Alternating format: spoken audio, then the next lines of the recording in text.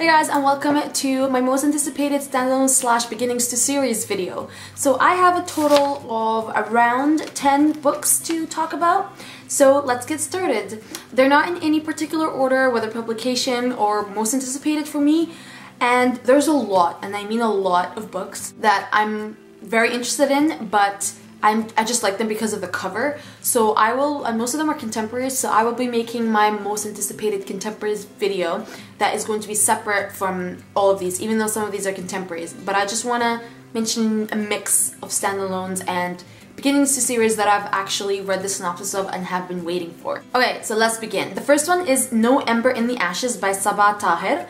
This is an epic fantasy Rome-like world, and it comes out on April 28th. The cover is gorgeous, and Sabaa Tahir, I'm pretty sure she is Iranian, which is pretty cool because she's the second or the third published Iranian in YA books.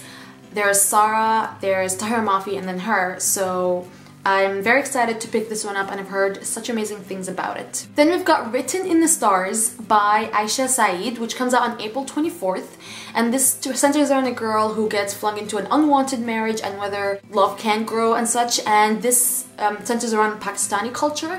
So I'm pretty sure Aisha Saeed is Pakistani. So another book that I'm very excited to read, especially with the stigma about like unwanted marriages and like forced marriages and arranged marriages. So definitely excited to pick this one up, and it has another gorgeous cover. Then we've got The Glass Era by Kristen Simmons, which comes out on February 25th. I love Kristen Simmons' Article 5 trilogy.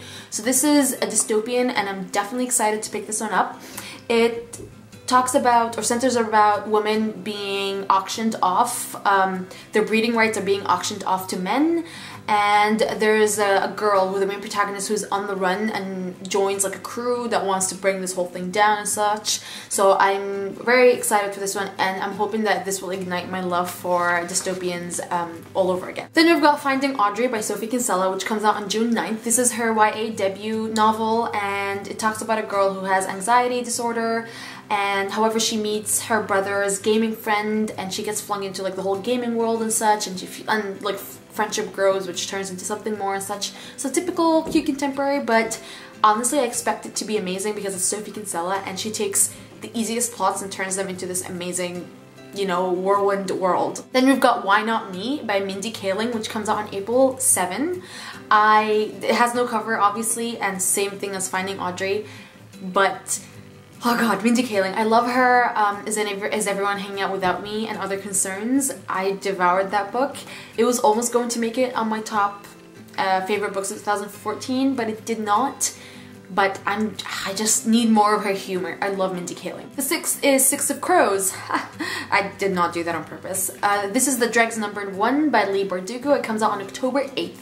This is the only October book that I have on my list. I try to not talk about the last 4 months because most of them don't have synopsises or covers or anything, so only the ones that I'm really excited about. And this one is set in the same world as the Grisha, or the Grisha trilogy. It talks about a criminal underworld where a crew of dangerous misfits band together to break into one of the most guarded places in the world. So sounds pretty cool. I'm really excited to read more from Leigh Bardugo. Then we've got The Fill-In Boyfriend by Casey West, which comes out on July 5th. I've pretty much read all of Casey West's books, all four: On the Fence, The Distance Between Us, Pivot Point, as well as Split Second, so I'm excited and in need of more of her books.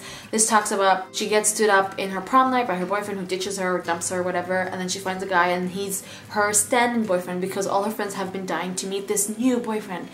But then so after that night is over, she doesn't even know his name or anything, but then she starts tracking him down, and then his sister does the same thing to her, employs her to go to, I don't know what it is, a wedding I think with him, and it's like a cute contemporary, so I'm very excited for it. Number 8 is The Summer of Chasing Mermaids by Sarah Ochler, and this one comes out on June 2nd. Honestly, all I need to say is that it's a Little Mermaid retelling.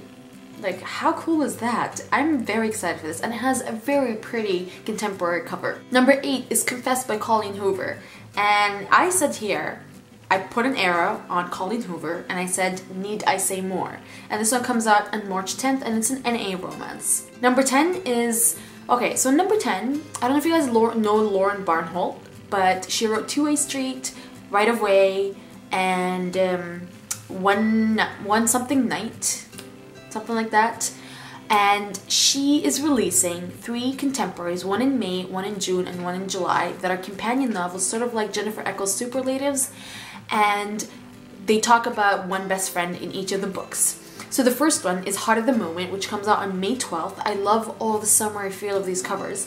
And then there is One Moment in Time, which comes out on June 16th.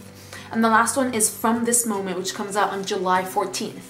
And these books center around 3 senior best friends, and they receive letters that they wrote their freshman year to themselves, to their future selves, that tell them, or that say that each person was supposed to write one thing or one goal they hope to accomplish by the time they reach their senior year. So what they do is that they spend the next 3 days trying to accomplish that goal, because none of them did. And the 3 friends are Lila, Avon, and Quinn. So I'm very excited for this you know, companion novel thing, and I'm happy that they're like literally a month apart, which makes me happy.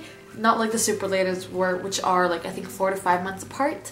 So yeah, these are my top 10 books that I'm excited for next year. I'm just gonna mention some ones that are also worth mentioning, but aren't in my top 10. And one of them is All the Bright Places by Jennifer Naveen. There's also The Last Time We Say Goodbye by Cynthia Hand. The Red Queen 2, I'm very interested in reading that one. There's also the other superlatives, and I think that's pretty much it. There's not a lot of books that have captured my attention so far. So I guess I need to just read more, feel out the bloggers and like the arcs that people get and such. But this is it. These are my top 10 standalones and beginning to series that I'm very excited to start. Most of them are standalones actually. I hope you guys enjoyed this video. Let me know your most anticipated standalones of 2015. Name me your top 3. I'd just like to know, because I need to know more. And that is it. I hope you guys have a nice day. Bye!